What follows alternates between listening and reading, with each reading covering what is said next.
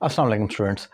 अक्सर कंफ्यूज आप होते हैं एक चीज़ में कि जिन चीज़ों के साथ या जिन नाउन के साथ ई आर लगता है वो क्या बन जाते हैं।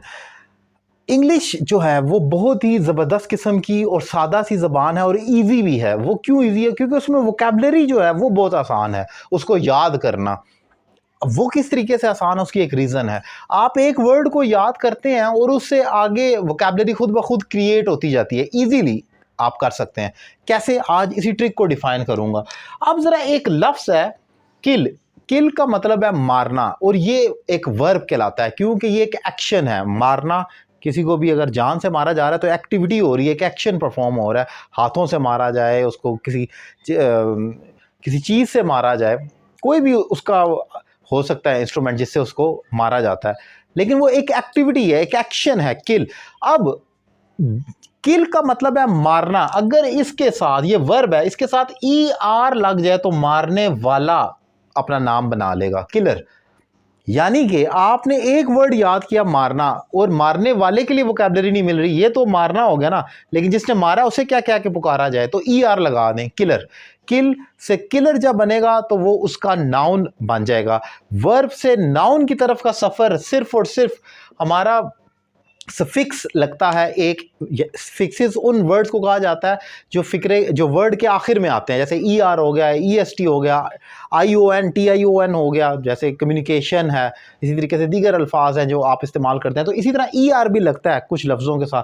वो उसे वर्ब से नाउन की तरफ ले जाता है और आपके लिए आसान कर देता है उस वोकैबलरी को याद करना।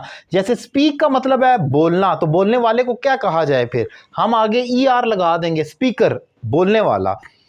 इसी तरीके से ड्राइव मतलब है चलाना, लेकिन ड्राइवर कहा जाए तो ई आर, ई तो ऑलरेडी लगा हुआ है, आर लगा दें, ड्राइवर, चलाने वाला बन जाएगा। इसी तरीके से राइट, लिखना, तो आगे ई आर, आर लगाए, राइटर, लिखने वाला बन गया। इसी तरीके से मर्डर, कत्ल करना, और उसी मर्डर के आगे ई आर लगाए, मर्डरर बन गया, उसको कत्ल करने वाला, कातिल यानी कि वो बन गया। प्ले तो प्लेयर बन गया। आप जितने अल्फाज अपने नज़र दौड़ाते हैं, देखते हैं, व्यू, देखना, व्यूवर, ई आर लगा दे, देखने वाला। सो है ना इंग्लिश आसान। आपने क्या करना होता है, आपने एक वर्ड को याद करना है, ये लफ्ज़ आए या वो है। फॉर एग्जाम्पल व्यूवर का मतलब है देखने वाला, तो फिर देखने को क्या कहेंगे, ई आर हटा दें, व्यू, तो इसका मतलब है देखना बन गया। अब लिखने, आमतौर पर कॉमन अल्फाज, स्पीकर, राइटर, और आप यहाँ पर देखते हैं मर्डरर या किलर या इस किस्म के अल्फाज कॉमन होते हैं। आप उसी के साथ ई आर लगा देते हैं तो वो नाउन बन जाता है और उसको जब हटा देते हैं तो वो वर्ब बन जाता है। तो आपके लिए आसानी जो हो जाती है वो ये होती है कि आपने बस एक वर्ड या नाउन याद कर लें या वर्ब याद कर लें या एक्शन याद कर लें या एक्शन को परफॉर्म करने वाला याद कर लें। इंग्लिश आसान हो जाएगी, वोकैबलरी भी आसान हो जाएगी।